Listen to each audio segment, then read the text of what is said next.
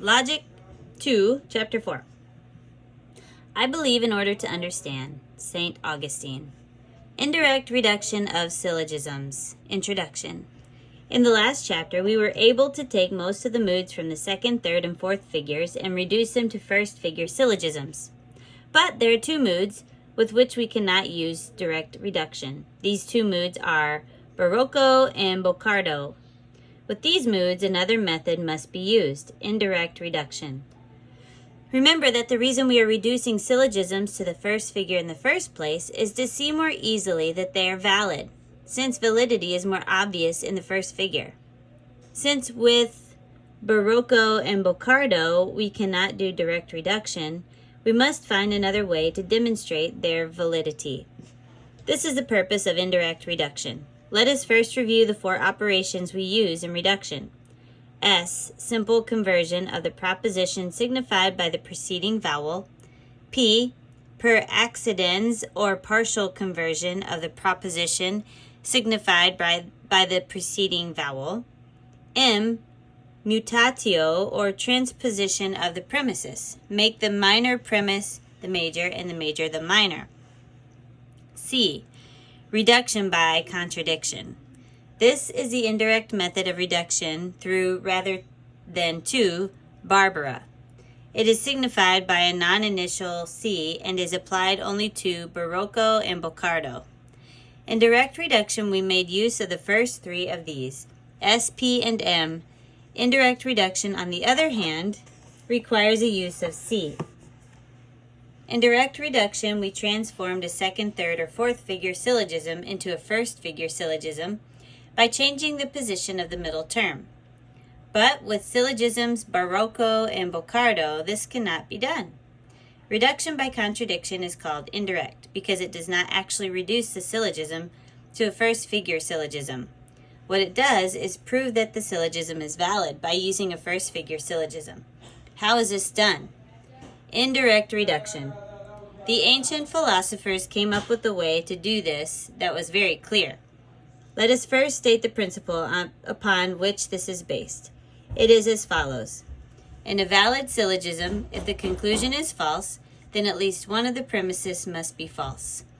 In order to show a syllogism to be valid, we make the conclusion false. If it forces us into denying one of the premises, we know then that it must be valid. In this way, we show that the syllogism is valid by showing that it cannot be invalid. We prove its validity by showing that its invalidity is impossible. Indirect reduction of Barocco. Let's try to do this on a syllogism in Barocco to see how it works. All rational creatures are created in the image of God, B-A-R. Some animals are not created in the image of God, O-C. Therefore, some animals are not rational creatures, O. If this syllogism is valid, then we deny the conclusion. We should end up with a denial of one of the premises. If we say that all animals are rational creatures, thereby contradicting the conclusion, we should be able to derive the contradiction of at least one of the premises. Either some rational creatures are not created in the image of God, the contradiction of the major premise, or all animals are created in the image of God, the contradiction of the minor premise. Under Operation C in Barocco above, we are told to use contradiction on the statement indicated by the vowel that precedes the C. In Barocco, that means the minor premise, which is an O statement. But we don't replace the O statement with its own contradictory. We replace it with the contradictory of the conclusion. We do this by taking the contradiction of the conclusion and putting it in the place of our original minor premise.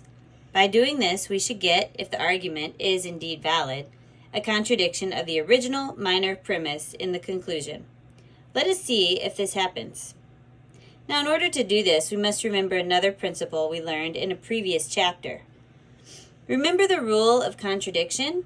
It is said that contradictory statements are statements that differ both in quality and quantity. Remember that this is different from contraries in which both statements are universals, but differ only in quality. To help us remember, we will resurrect the chart of the relationships between the statements. As you can see from the chart, the A statement contradicts the O statement, and the I statement contradicts the E statement. Using this principle in our indirect reduction of Barocco, we must replace the O statement, that is the minor premise, with an A statement that is the contradictory of our original conclusion. The O statement that was the minor premise in our example syllogism is as follows. Some animals are not created in the image of God. When we replace it with the contradiction of the conclusion, we get, all animals are rational creatures. This gives us the following syllogism. All rational creatures are created in the image of God, B-A-R. All animals are rational creatures, B-A-R. Therefore, all animals are created in the image of God, A. Notice that the conclusion is changed. It went from some animals are not rational creatures to all animals are created in the image of God, because that is the only conclusion you can come to from the two premises. Notice also that it is now a Barbara, a first figure syllogism. But more importantly, remember, we said that if the argument is valid, we should end up with a conclusion that contradicts the minor premise. Did this happen? Our new conclusion is, all animals are created in the image of God. Does this contradict our original minor premise? Some animals are not created in the image of God. It does, since one is an A statement and the other an O. Therefore, the original Barocco argument is valid. The method for indirectly reducing Barocco, then, is basically a three-step method. Step 1. Retain the original major premise. Step 2. Use a contradiction of the original conclusion as the new minor premise. Step 3. Derive the new conclusion, which, if the original syllogism is valid, should be the contradiction of the original minor premise. Indirect reduction of Boccardo. We do essentially the same thing with Boccardo, a third figure or a sub-syllogism, except that we replace the major premise rather than the minor with the contradiction of the conclusion. Let's use the following as an example. Some animals are not rational, B-O-C. All animals are created by God, A-R. Therefore, some things that are created by God are not rational, D-O. We look at the name of this syllogism, Boccardo, and it should tell us what to do. We see that the C in Boccardo indicates that we replace a major premise with the contradiction of the conclusion. If it is valid, we should get as our new conclusion the contradiction of the original major premise. All things that are created by God are rational, B-A-R. All animals are created by God, B-A-R. Therefore, all animals are rational, R-A. Does all animals are rational, the new conclusion, contradict some animals are not rational? The original major premise? Yes, it does. Therefore, this argument is valid. The method for indirectly reducing Boccardo, then, also involves a three-step method. Step 1. Retain the original minor premise. Step 2. Use a contradiction of the original conclusion as the new major premise. Step 3. Derive the new conclusion, which, if the original syllogism is valid, should be the contradiction of the original major premise. We use the same reasoning as with Barocco, but we did it through the major instead of the minor premise. Notice once again that we ended up with the first figure argument. Unlike in direct reduction, it is not the first figure equivalent of our original argument. We just used it indirectly to show that our original argument was valid. Summary. The reason we reduce syllogisms to the first figure is to make their validity more apparent.